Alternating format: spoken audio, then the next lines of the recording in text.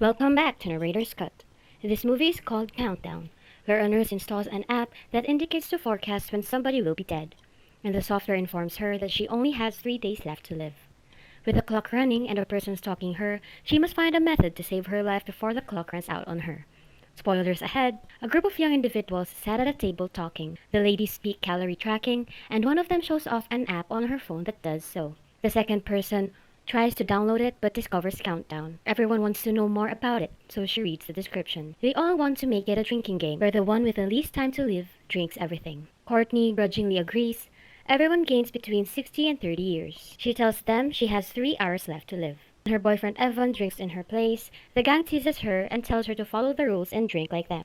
On their way to his automobile, he's drunk. He refuses to walk her home when they get out. He attempts to re-enter her while she exits the automobile. While he fails, he rages and jumps.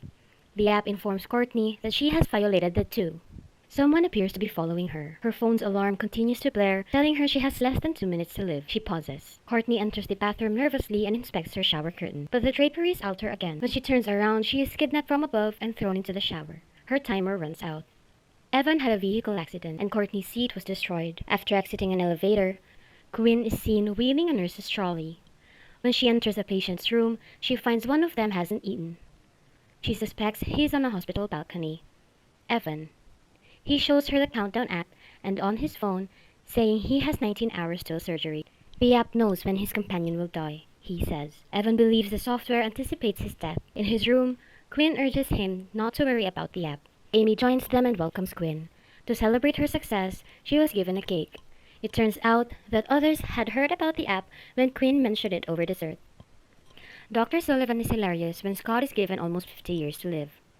Suddenly, a guy and an intoxicated lady enters. Amy urges Quinn to fetch the antidote kit, and the doctor checks her on the floor. A lady awakens from her sleep. Quinn spots an ad for the app leaving work. Then, she signs the document, acknowledging she has read and accepted. The program tells her she has 2 days to live. In the elevator, she attempts to avoid Dr. Sullivan. Quinn is late finishing her nursing paperwork when she comes across a dilemma. When she phones Scott for help, he urges her to provide her birth certificate information. Quinn lacks it, but knows where to get it. It's from her parents' house. She explores her mother's files, and she discovers them.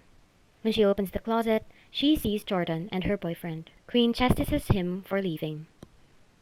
Jordan resents their mother for raising her and not seeing her more. Quinn apologizes and says she will continue her studies when her father arrives. He's happy to see Quinn and invites her to her mother's grave. The surgeon tells Evan he has 3 minutes left before the operation. He leaves the room, and the software warns him of his breach. In the mirror, Evan sees a monstrous image, but no one is there. The thing follows him up the stairway.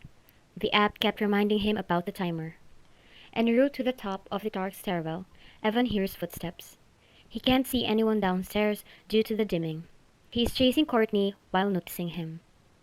His phone slips down the stairwell with him. Amy tells Quinn about Evan's health. She regrets using the app. Quinn enters his room and informs him that she will be taking charge. She discovers his phone and rushes to his body in the basement to get his fingerprint. Quinn uses his face to access his phone because his thumb doesn't function.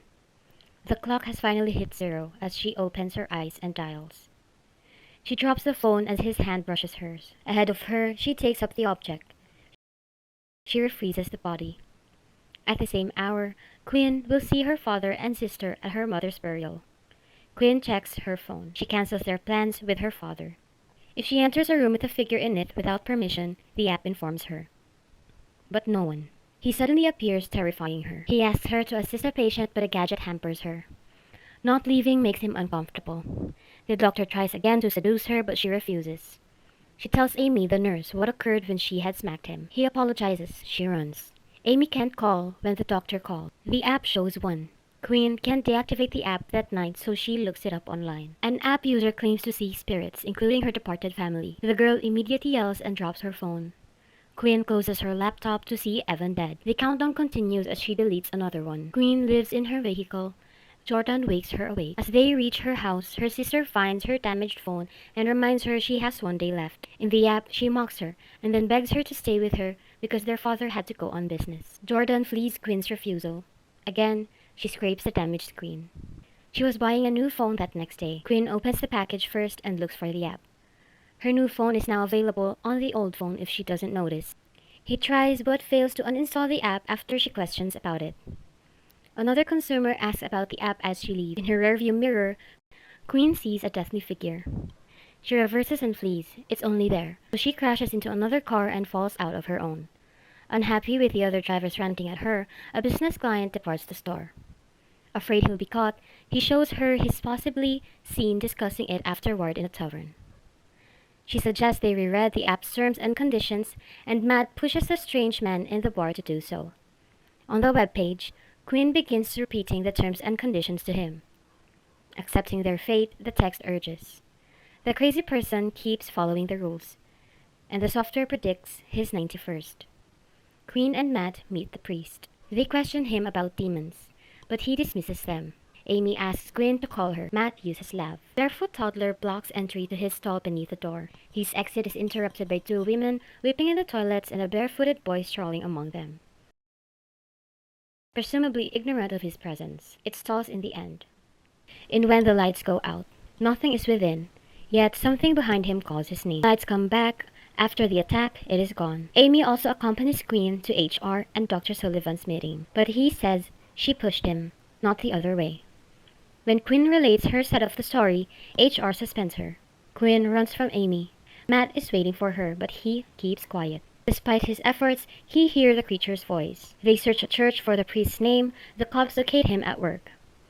When they inquire about demons, he thinks of an ancient story. An old gypsy lady offers a prince a death scroll, intentionally affecting his fate as a significant warning. But the prince returns to the gypsy, warning her of doom. She says the scroll says a demon will torture him until he dies. He advises them to get a hacker to help them. They pay the store clerk, Derek, to aid them. Even though he knows the app, he keeps tweaking it for them. The code is Latin. The code also hides the download countdowns for all users, including Derek. When he discovers her sister's lockdown, he alters his setting and starts seeking Queen. Because her clock is nearly identical, Derek changes it. However, the lady in front of Jordan accepts it. Matt and Quinn thank Derek as he drives away. Quinn invites Matt to bed. They keep the lights on because they are scared. Then she tells him about her mother. Both were abused before death. They're in the same bed when the lights went off. Quinn tries to wake up Matt, but he's already asleep. The real Matt uncovers the monster's coverings. The app keeps looping back to the countdown start.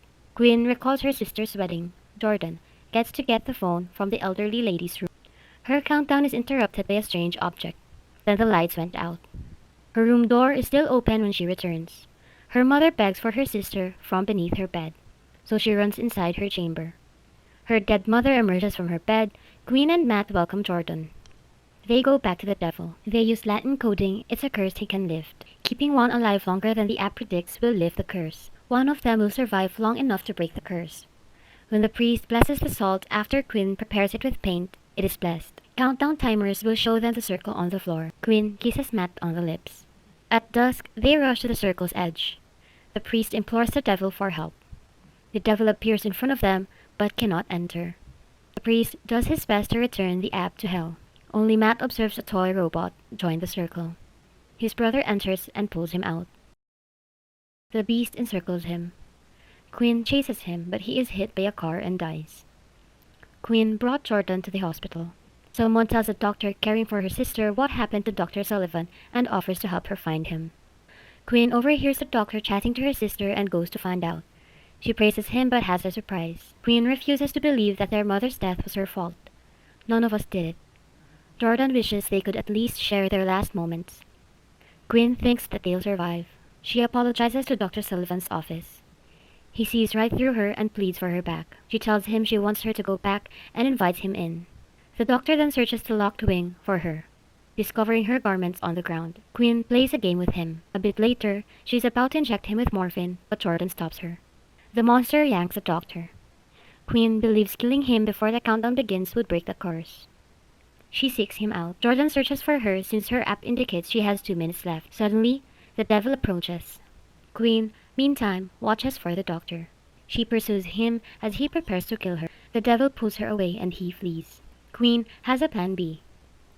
An evil monster is following Jordan. She hides, but her phone's tracking software finds her. Inquiring, she is snatched up and hurled through a window. Quinn emerges with a syringe, imploring the demon to let her sister go. To distract Jordan, the devil became Jordan's mother. The distraction only serves to alert Quinn, who gives Jordan morphine to save her life.